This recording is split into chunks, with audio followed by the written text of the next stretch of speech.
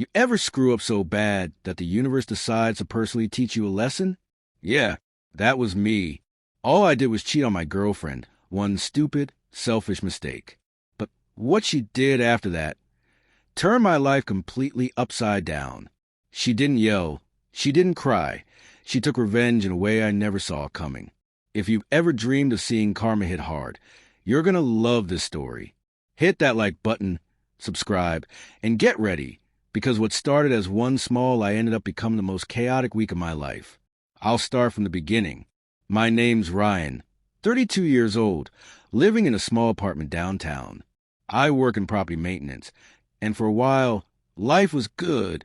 I had a steady job, a good place, and a girlfriend who honestly didn't deserve what I did to her. Her name was Samantha. She was the kind of woman who made you feel seen.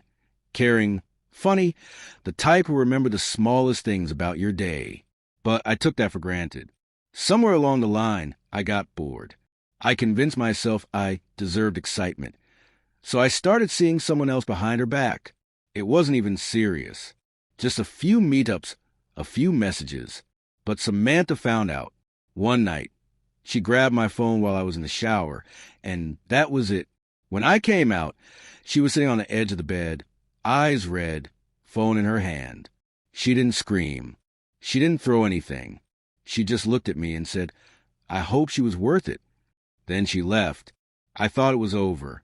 A painful breakup, sure, but it was my fault, and I figured I'd move on. But I had no idea what was coming next. A few days later, I was scrolling through emails when my phone started buzzing. "Hello? Who is this?" A man's voice on the other end said, "Yeah, I'm calling about the chickens." I frowned. "What chickens?" He said, "The ad said 45 layer hens. Free to a good home. You still got them." I told him he must have called the wrong number. But 2 minutes later, another call came. Then another. By lunchtime, I'd gotten nearly 20 calls about free chickens. At first, I thought it was some weird prank. But when I opened Craigslist out of curiosity and searched free chickens, my jaw dropped. There it was. 45 free layer hens. Good breed, healthy, must go soon. Take a few or take all. Call anytime. And there at the bottom was my phone number. I called the Craigslist helpline, got it taken down, and thought that was the end of it. But the next morning, new ad. This time, free motorcycle, barely used, perfect condition, call Ryan. My phone went crazy again. Dozens of people called, texting me, begging to come pick it up. Some were angry when I told them it wasn't real. One guy even cursed me out, saying, "Why post fake ad, man?" And it kept going. New fencing materials, a free puppy, a big house for rent. All fake, all with my number. At first, I didn't connect it to Samantha. I thought maybe it was some online troll. But when I checked the ad titles, I noticed something. One of them had the same phrasing she used to text me. Take a few or take all. That's when it hit me. This wasn't random. This was her. I tried calling her, but she ignored every call. By day 3, I wasn't sleeping. My phone rang day and night. Hundreds of messages, random people showing up outside my apartment. One guy actually knocked on my door at midnight, saying, "Hey, I'm here for the fencing material." The ad said to come by any time. I slammed the door and just stood there, shaking. I couldn't change my number. It was my work phone. My job depended on clients being able to reach me.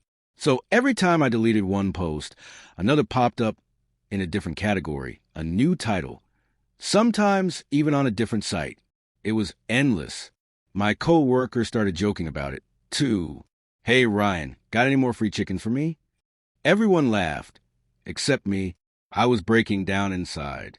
I hadn't just lost a girlfriend. I'd lost my peace, my privacy, my sanity.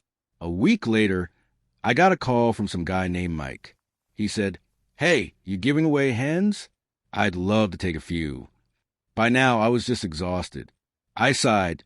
"There are no hens, man. It's a prank. My ex is doing this." Mike paused and said, "Your ex, huh? She must be pretty pissed." We talked for a few minutes. Turned out, Mike raised chickens and lived nearby. He laughed and said, "Man, I've seen some revenge stories, but this one's brutal." Something about that conversation flipped a switch in me. I realized I could either stay angry, or I could let this burn me clean. I stopped trying to delete the ads. I stopped answering the calls. I turned off notifications, bought a cheap secondary phone for work, and let her game play out. Because at some point, people started realizing the ads were fake. Her posts began getting flagged instantly. Craigslist banned her account. And when she tried again using a new one, I reported that too. A month later, a mutual friend texted me. Apparently, Samantha's new number had been leaked in a local Facebook group. Someone thought her ad was fake, so they posted her number publicly, calling her a scammer. And guess what? She started getting the same kind of calls I did. I didn't do it. I didn't need to. Karma handled it for me. She even texted me, the first time in weeks. "Are you happy now? People won't stop calling me." I didn't reply. I just looked at the message and smiled. Because for the first time in weeks, my phone was quiet. I used to think revenge was about getting even. But what I learned from all this is that sometimes life does a job for you. You just have to let it. If I could go back, I'd never have hurt her. But the way she handled it, it showed me how deep pain can twist someone and how karma never misses its turn. If this story gave you chills, hit that like button and tell me in the comments, what's the most creative revenge you've ever seen? And if you love stories where karma comes full circle, make sure to subscribe. Because trust me, the next one is even crazier.